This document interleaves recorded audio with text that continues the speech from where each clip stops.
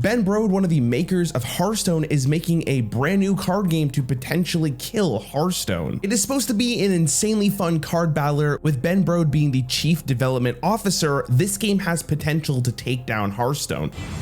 I am so excited to show you what we've been working on for the last 4 years. Me too, Ben. Everything we've learned about making super fun card game combined with the power of the Marvel Universe. There's never been a game like Marvel Snap, and we're so excited to share it with you. Ben's last line there really gives you what they're going for with Marvel Snap. There has never been a card game like this, and to be the Hearthstone killer, wouldn't it have to be pretty similar to Hearthstone?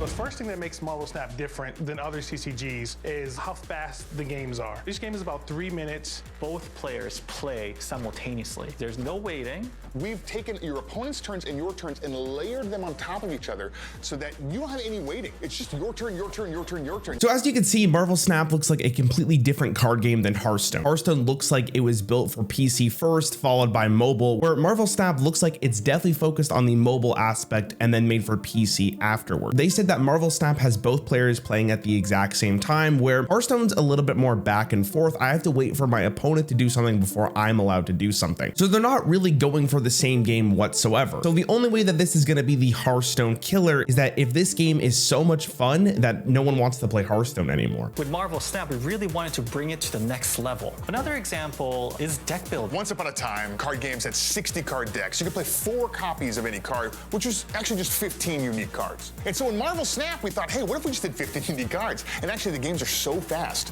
we can go down to 12 cards, which is still about the same amount of strategic depth, but it's so much easier to build a deck.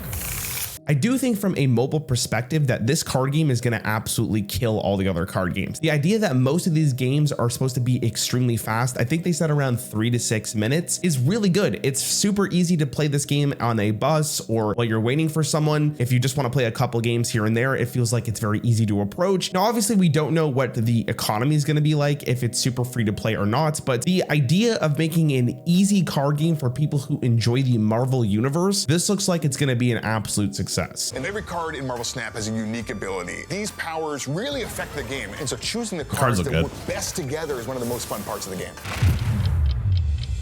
The animations look good too. And Marvel Multiverse ultimately is so rich. How can we get all of that into this game? And the only way to do that is through these variants. Maybe you really like one style of variant, and so you want to collect a bunch of them and build your whole deck using these variants. We'll find like really unique artists who have such a distinctive style that we actually want to turn into a variant set. So that's another way we approach variants. We just got our first glimpse on how they're probably going to make a ton of money from this game, which seems to be the cosmetics and different art styles for the same card. In Hearthstone, you have the regular version, you have the gold version, and some cards even have a diamond version, where this one is every single card is going to be the exact same thing, but just in a different art form. If you want your whole deck to be a specific art style, then you're going to probably have to buy packs or whatever they use to actually obtain cards into the game. This is a very good way of getting your players into the game, especially if they're very generous at just giving you a bunch of cards from the get-go, because if people enjoy this game, they will spend more money on packs because they want a specific art style. Oh, snap.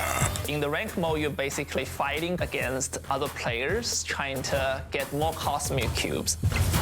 If you think you're going to win, you can snap your opponent, and that doubles the stakes.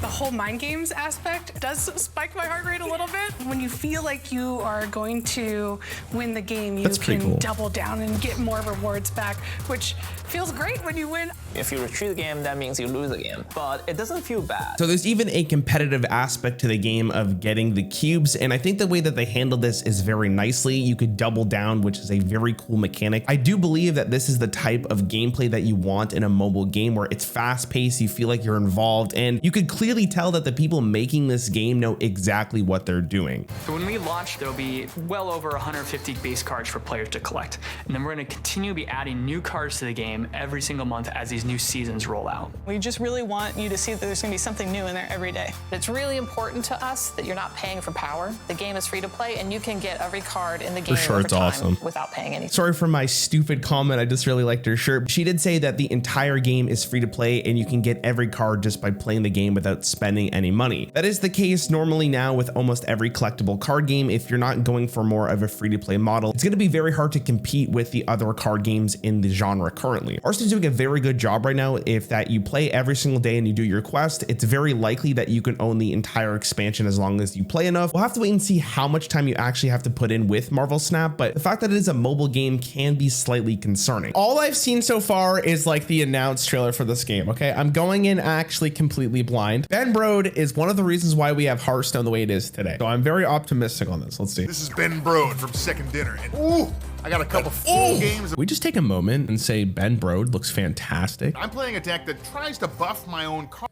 Okay, so hold on. I don't know if they've said this or not, but is this how it's gonna look on PC? If this is how it's gonna look on PC, I'm already extremely nervous. Here is Wakandan Embassy. Wakandan Embassy gives +2 power to cards in both players' hands. So all the cards that started in my hand are gonna get an extra little bonus. Every location has a different unique ability. We don't know what the other two are gonna be just yet. They're gonna reveal themselves next turn and the turn after that. The goal of the game is to win 2 out of 3 locations. So if I can win 2 out of 3 locations, then I win the game. Now, I win locations by playing my cards at them, and every card has a certain amount of power, and it adds its power to a location. You have more power on your side of the location than your opponent has on their side of the location. You're winning that location. So it's turn 1. I have 1 energy to spend. You get a little more energy. From a purely aesthetic standpoint, the game doesn't look super good. Because it's a phone game being translated over to PC, I don't know how well it's gonna go. The card I have in my hand that costs 1 is Yondu. I think so, though. Yondu is going to add 2 power to a location, and also when he reveals himself to my opponent, he's going to destroy the top card of my opponent's deck, which will give me a little more information about what kind of deck my opponent is playing. Think about what I want to do, my opponent's thinking about what they want to do, and when we both end the turn, we reveal our choices to each other. Yondu destroys Nightcrawler there, my opponent plays Hawkeye, which gives him a little bonus if he plays another card to that location next turn. So that's a little bit of a hint for me that he might play another card to the Wakandan Embassy next turn. And the middle location here is Avengers Compound. It says on turn 5, all cards must be played here. So I know I'll have to play a card to Avengers Compound on turn 5. So it's turn 3. Let's see what the third location is going to be. The Space Throne. Wow. What do you guys think of the way the cards look? Next turn, I will For a mobile game, they're kind of nice. To Avengers. I can see this game being very fun because it looks very fast paced, and I think that's great. I don't think this game is going to be super streamable though. It's a game that you would want to play on like a bus or something. It looks like all the cards in my hand, getting them. The question is, chat, like, if this game didn't have Ben Brode, right? Iron Man. Oh no. Like, would you play this? Doubles the power to location. Because like I feel like the thing about Ben Brode is that he can pull people from the Hearthstone scene. Like if this game announced and Ben Brode wasn't a part of this, I don't think I'd be watching this whatsoever, right? Which means I win that location, which means I win 2 out of 3 locations, and I've won the game, and the cubes have doubled, so I get 2 cubes, moving myself even further up the rank. The locations are really cool. It's a really cool idea. It keeps the game fresh. If you think of it from Ben's perspective, though, I don't think they're trying to get into the Hearthstone game space. I think especially if you're like Ben Brode, you already know that you don't want to challenge Hearthstone. The game is untouchable at this point, right? So you probably want to make a card game for a different niche, and I think he did a good job, right? The skill cap is really high. I think you can play the Snap for thousands of hours and not feel like you've perfected it.